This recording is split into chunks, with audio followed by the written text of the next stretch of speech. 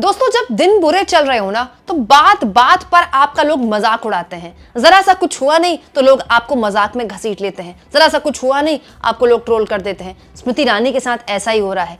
जब से स्मृति ईरानी कांग्रेस के एक सामान्य कार्यकर्ता केएल शर्मा से अमेठी का चुनाव हारी हैं, वो अमेठी का चुनाव जिसमें वो बात बात पर पूरे गांधी परिवार को चैलेंज पर चैलेंज दिए जाती थी, तब से स्मृति ईरानी के इतने बुरे दिन आए कि जरा जरा सी बात पर स्मृति ईरानी की इतनी भयानक ट्रोलिंग हो जाती है कि क्या ही कहें। दोस्तों, आखिरकार जीत के बाद बीजेपी ने 11 दिन के इंतजार के बाद ही सही लेकिन अपना मुख्यमंत्री नाम का ऐलान किया, रेखा गुप्ता। और उसके बाद ये तय हुआ कि प्रवेश वर्मा जो कि जायंट किलर थे, जिन्होंने अरविंद केजरीवाल को हराया था, उनको केवल डिप्टी सीएम के पद से ही संतोष करना पड़ेगा। इससे ज्यादा बीजेपी उनको देने वाली है नहीं।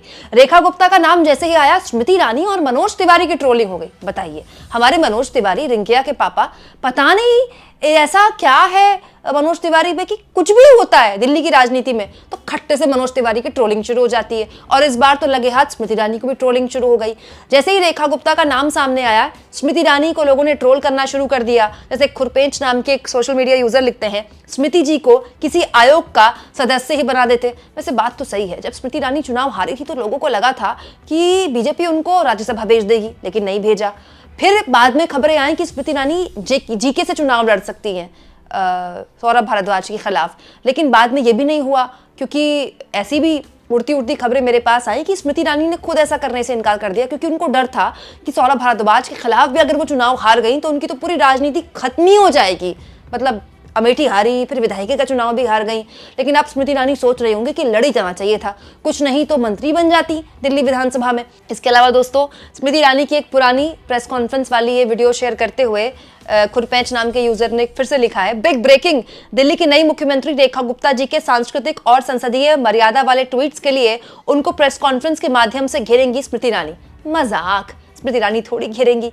अगर आप चाहे तो मेरा ये वीडियो देख सकते हैं। दोस्तों, इस वीडियो में मैंने बड़े विस्तार से आपको बताया है कि दिल्ली की नई नवेली मुख्यमंत्री रेखा गुप्ता के ऐसे ऐसे ट्वीट्स कल रात से सोशल मीडिया में वायरल हैं जिनमें वो गाली गलौज वाली भाषा का इस्तेमाल कर रही हैं, किसी के बाप पर जा रही हैं, तो फिर कहीं किसी की मां पर ऐसे अजीबोगरीब बयानबाजी कर रही हैं। और तो और उनकी पुरानी वीडियोस भी सोशल मीडिया में वायरल है जिसमें वो मेयर का चुनाव जब हार गई तो खूब लड़ाई झगड़ा कर रही हैं। खैर, वक्त वक्त की बात है, आज रेखा गुप्ता सीएम बन गई और देखिए स्मृति ईरानी को लोग ट्रोल कर रहे हैं। दोस्तों, इसके अलावा प्रणब भारद्वाज लिखते हैं सोशल मीडिया में, रेखा गुप्ता का बहुत ही ब्रिलियंट ट्रैक रिकॉर्ड रहा है कामकाज करने का, एडमिनिस्ट्रेशन का। जब वो मेयर थी तो दिल्ली को 3 कूड़े के ढेर मिले। दिल्ली के पास बहुत बड़े बड़े कूड़े के पहाड़ हैं और बीजेपी लंबे वक्त तक एमसीडी में रही, उसके बावजूद भी इन कूड़े के पहाड़ों का कुछ हो नहीं पाया। लेकिन अब लोग मौज ले रहे हैं कि रेखा गुप्ता जब एमसीडी में थी तो दिल्ली को कूड़े के पहाड़ मिले, अब देखते हैं दिल्ली को क्या मिलेगा। इसके अलावा अक्षित नाम के यूजर लिखते हैं इस मीम को शेयर करके कि रमेश बिदूड़ी और प्रवेश वर्मा रेखा गुप्ता के सामने हाथ जोड़कर कुछ ऐसे खड़े हुए हैं। दोस्तों, रमेश बिदूड़ी तो दिल्ली चुनाव में ही अपने बयान को लेकर माफी मांग चुके हैं जब उन्होंने आतिशी के पिताजी पर बेहद ही भद्दी बयानबाजी की थी। उस वक्त आतिशी दिल्ली की मुख्यमंत्री थी। इसके अलावा रमेश बिदूड़ी जब बीजेपी के सांसद थे पिछले लोकसभा में तो कैसी भाषा का इस्तेमाल उन्होंने बीएसपी के उस वक्त के सांसद के लिए किया था, मुझे आपको बताने की जरूरत नहीं है। खुलेआम गाली गलौज चलती संसद में लाइव बोला था रमेश बिदूड़ी ने। हालांकि उन पर कोई कार्रवाई नहीं हुई, लेकिन उनको टिकट दे दिया गया विधानसभा का, लेकिन वो चुनाव हार गए। छोटे अंतर से ही सही, लेकिन वो चुनाव हार गए।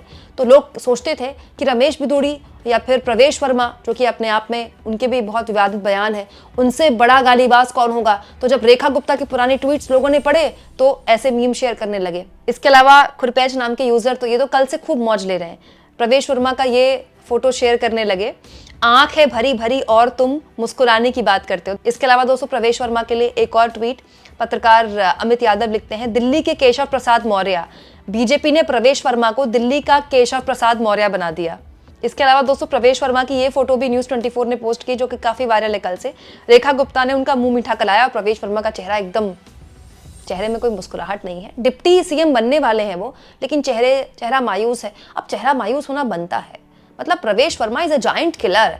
उन्होंने अरविंद केजरीवाल की राजनीति तरह से उनको इतना बड़ा झटका दिया। अरविंद केजरीवाल को जिसने चुनाव हरा दिया उसका तो मुख्यमंत्री पद में ऑब्वियस दावेदारी बनती है, लेकिन बीजेपी अलग तरह से काम करती है। बीजेपी ने ये स्वाद चखा है दोस्तों हुआ क्या, 2019 का जब चुनाव हुआ और बीजेपी चुनाव जीती, तो उसमें मोदी की जीत से ज्यादा स्मृति ईरानी की जीत की बातें थी, क्योंकि स्मृति ईरानी ने उस वक्त राहुल गांधी को चुनाव से हराया था। उस वक्त ये माना गया था कि स्मृति ईरानी को बहुत बड़ा मंत्रालय मिलेगा, लेकिन नहीं मिला, क्योंकि दोस्तों आलाकमान हाल के सालों में अगर आप देखें तो बहुत बड़े अगर कोई नेता उभरने की कोशिश करते हैं, बीजेपी का आलाकमान उनके पर उतर देता है। शिवराज सिंह चौहान, वसुंधरा राजे सिंधिया, अब प्रवेश वर्मा ने अरविंद केजरीवाल को हराया तो उनकी दावेदारी बनती है सीएम की कुर्सी पर, लेकिन उनको सीएम नहीं बनाया गया, जबकि सब जानते हैं कि प्रवेश वर्मा के पिता भी सीएम रह चुके हैं। और प्रवेश वर्मा के पिता साहिब सिंह वर्मा जब दिल्ली के सीएम की कुर्सी उन्होंने छोड़ी, तब से दिल्ली में बीजेपी का डाउनफॉल शुरू हुआ। और प्रवेश वर्मा ने जो भी करो एक रिस्क तो लिया ही भाई अरविंद केजरीवाल के खिलाफ चुनाव लड़ने का, और हराया भी, लेकिन प्रवेश वर्मा को एक जन नेता बनने से पहले ही एक तरह से बीजेपी ने उनके राजनीतिक पर उतर दिए, और अब उनको डिप्टी सीएम पद से ही एक तरह से संतोष करना पड़ेगा। और दोस्तों दिल्ली में जो अधिकार होते हैं किसी भी सीएम के पास, वो इतने कम है कि डिप्टी सीएम के पास तो क्या ही अधिकार होंगे। इसके अलावा दोस्तों मनोज तिवारी, देखिए मनोज तिवारी को भी लोगों ने बहुत ट्रोल किया। जैसे पत्रकार अनिल हैं, उन्होंने मनोज तिवारी की ये फोटो शेयर की और कहा मुख्यमंत्री नहीं बन पाए। दरअसल मनोज तिवारी का नाम भी खूब चल रहा था, क्योंकि मनोज तिवारी पूर्वांचली हैं। मनोज तिवारी दिल्ली में बीजेपी के अध्यक्ष भी रह चुके हैं, प्रदेश अध्यक्ष। तो मनोज तिवारी एक बड़ा चेहरा है, एक भोजपुरी का चेहरा तो है ही, और मनोज तिवारी इकलौते ऐसे सांसद थे जिनका टिकट नहीं काटा था बीजेपी ने। He was the only one. और मनोज तिवारी चुनाव भी जीते थे बाद में। तो मनोज तिवारी का नाम भी चल रहा था कि पूर्वांचलियों ने बड़े स्तर पर वोट भी दिया है बीजेपी को, और बिहार का चुनाव भी आने वाला है, तो मनोज तिवारी को बनाया जा सकता है सीएम। लेकिन मनोज तिवारी का भी पत्ता कट गया, तो लोग मनोज तिवारी की गाने की पुरानी फोटो भी शेयर कर रहे हैं। अब देखिए सोशल मीडिया में तो ये सब चलता ही रहेगा, लेकिन हाँ ये कहना दिलचस्प होगा कि रेखा गुप्ता अब किस तरह की मुख्यमंत्री बनती हैं और किस तरह का प्रशासन वो देती हैं।